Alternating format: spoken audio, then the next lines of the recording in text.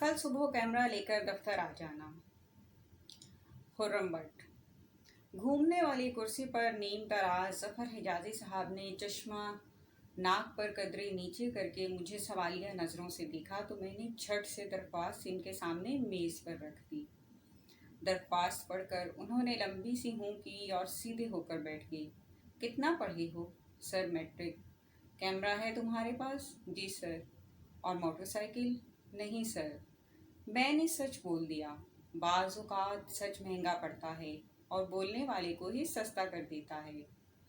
अखबार में फोटोग्राफर की नौकरी मोटरसाइकिल के बगैर मुमकिन नहीं। ये कहते हुए उन्होंने दरख्वास्त वापस मेरी जानिब बढ़ा दी और मैं खाली कदमों वापस हो लिया। शफीक संस पर मुलाजमत के दौरान हफ्तावार आने वाले अतारुद नामी नौजवान गाहक फोटोग्राफिक मटेरियल यूं खरीदता जैसे लूट सेल लगी हो। दर्जनों ब्लैक एंड वाइट फिल्में, प्रिंटिंग पेपर, डेवलपर और पिक्सर के कई पैकेट। मुझे हैरत होती। हमें ग्राहकों से गैर ज़रूरी बात करने की इजाज़त ना थी, लेकिन इस दिन मौका मैसर आने पर मैंने पूछ ही लिया, भाई इतना सामान खरीदते हो, कहाँ है तुम्हारा फ़ोटो स्टूडियो?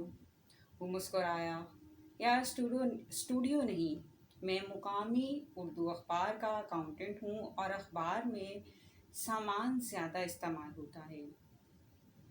ये वही रोज़नामा था जो हॉकर हमारी दुकान पर दिया करता था। 1-2 माह में ही अखबार 1 से 4 रुपए का हो गया। ख्वाहिशों पर किसका जोर नहीं चलता। सो मेरे दिल ने भी अंगड़ाई दी, मैं फोटोग्राफर हूँ, क्या अखबार में कोई असामी है? उसने मेरी आंखों में झांका, अभी तो नहीं, लेकिन कुछ दिन तक शायद हमारा फोटोग्राफर चला जाए। मैं फ़ोन करूँगा तुम्हारी दुकान पर। अतारुफ तो ये कहकर चल दिया, लेकिन इसके बाद मेरे दिन का चैन और रातों की नींद हराम हो गई। रात को आंख लगने पर ख्वाब में भी फ़ोन की घंटियां सुनाई देती। दिन भर काम के दौरान जब भी फ़ोन की घंटी बजती मुझे झटका सा लगता और जाहिद फ़ोन उठाकर ऑर्डर लिखने लगता। जाहिद फ़ोन पर लंबी बात करता तो मुझे कोफ्त होने लगती कि शायद अतारुफ दरमियान में फ़ोन कर रहा होगा।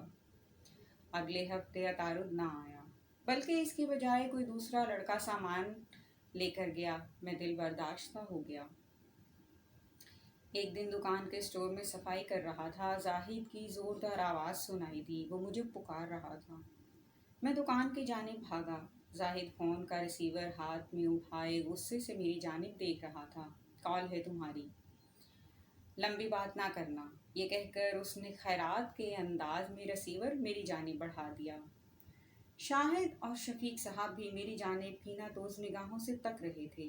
मैंने डरते डरते रिसीवर थामा और कान से लगाकर धीमे से लहजे में हेलो कहा। खुर्रम। दूसरी जानिब से आवाज़ आई, जी बोल रहा हूँ। अतारुफ बोल रहा हूँ, पहचाना? जी।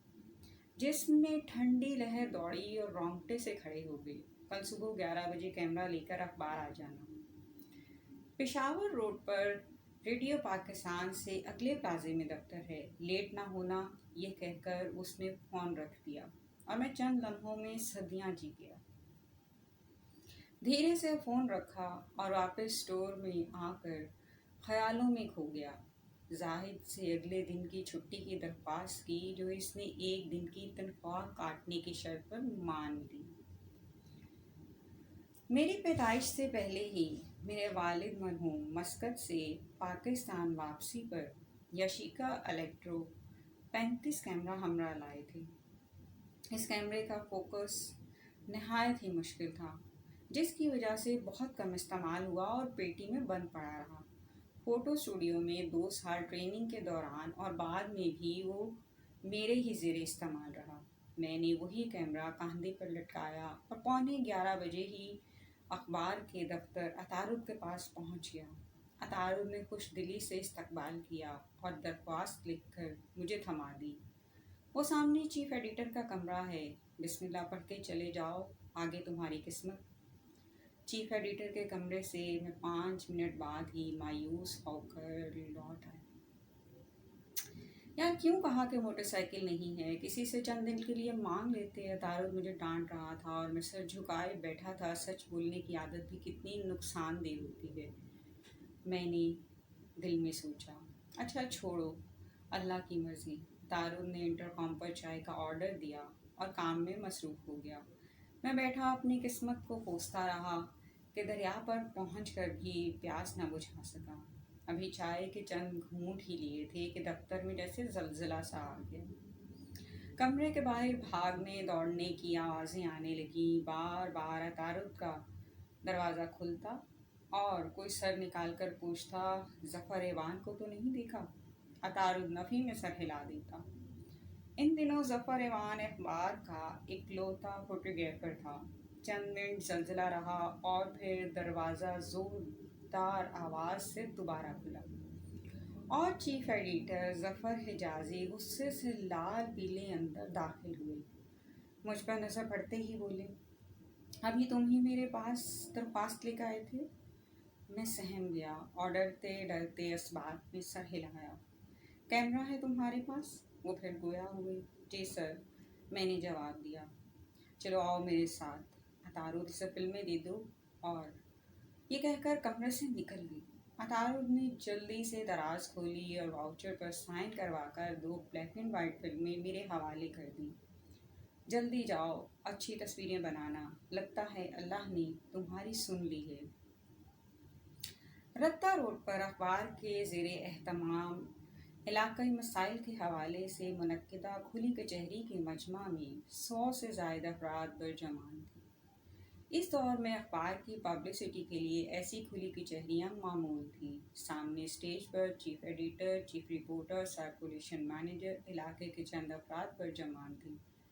میں، چیف رپورٹر اور سرکولیشن مینیجر تینوں ظفر حجازی صاحب کی پرانی سفید رنگ کی مرسڈیز میں سوار ہو کر یہاں پہنچے تھے۔ راستے میں ان کی گفتگو سے اندازہ ہوا کہ فوٹوگرافر 11:30 بجے کی اس کھلی کچہری کی اسائنمنٹ کے باوجود بروقت دفتر نہ پہنچا تھا۔ اس دور میں موبائل نہ ہونے کی وجہ سے اخباری فوٹوگرافر کا عین وقت پر ڈھونڈنا جوئے شیر لانے کے مترادف تھا۔ ظفر ایوان کی کوتاہی میرے لیے خوش نصیبی اور قبرِ کو لات ثابت ہوئی۔ میں اخبار کی فوٹوگرافی سے نہ بلد تھا، لیکن ہر کھڑے ہو کر فریاد کرنے والے شہری کی تصویر بناتا رہا۔ اسٹیج اور مجمع کی بھی بہت سی تصاویر بنائی۔ ظفر حجازی صاحب کی تقریر پر تو آدھی فلم اڑا دی۔ ہم سب مرسڈیز میں ہی دفتر واپس لوٹے۔